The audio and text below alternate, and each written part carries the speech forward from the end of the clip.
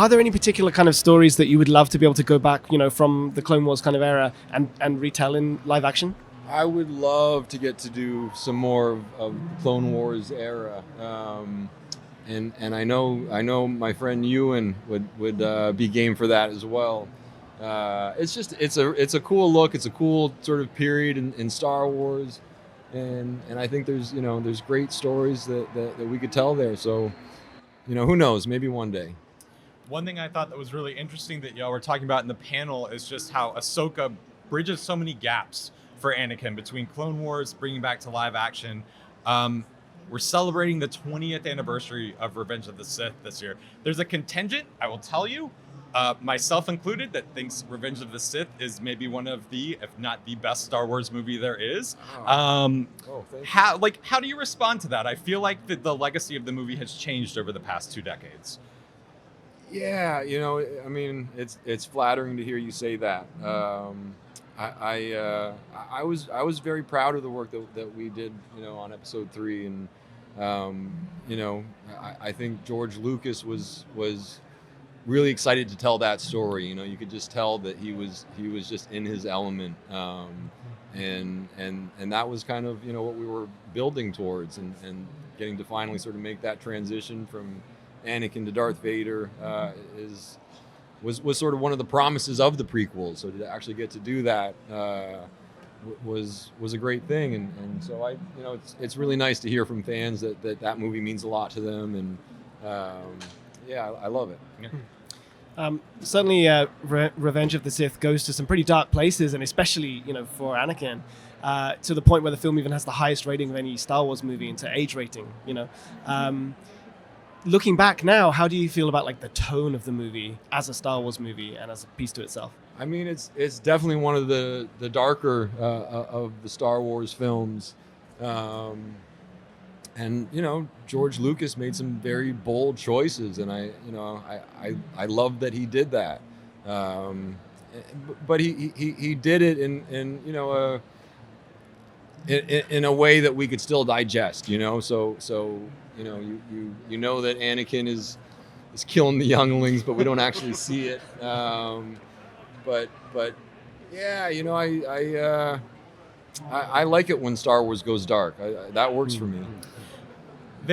Star Wars has an interesting legacy about how they deal with certain characters. Some characters we see portrayed by the same person throughout, a long period of time.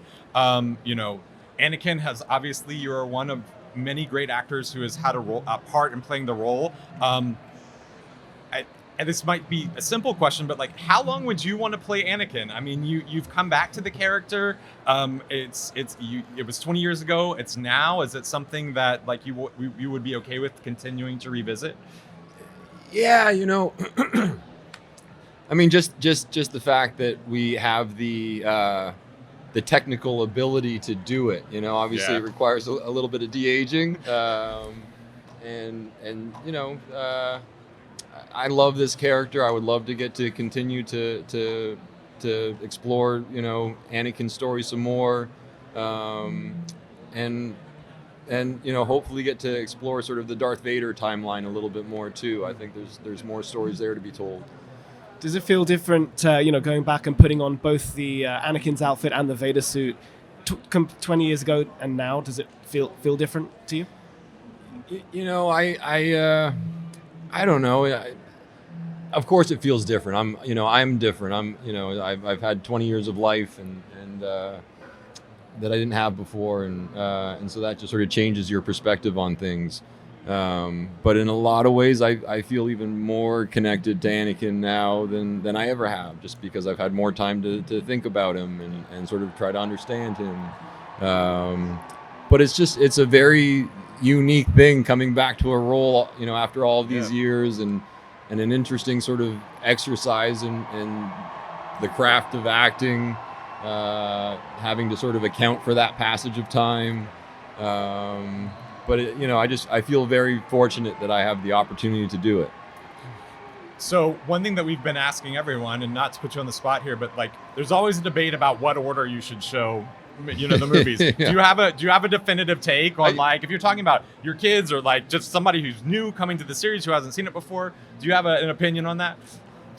Not really. You know, I don't know that there is a right way or a wrong way, and I think there's merit to both. I think George Lucas would like you to start with episode 1 because that's the story told in a linear fashion.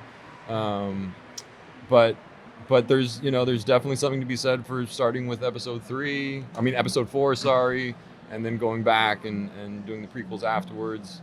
But I don't know. I've thought about it myself because I'm yet to show my daughter the films, and so I asked myself that question too. Yeah. I don't have a conclusion per se.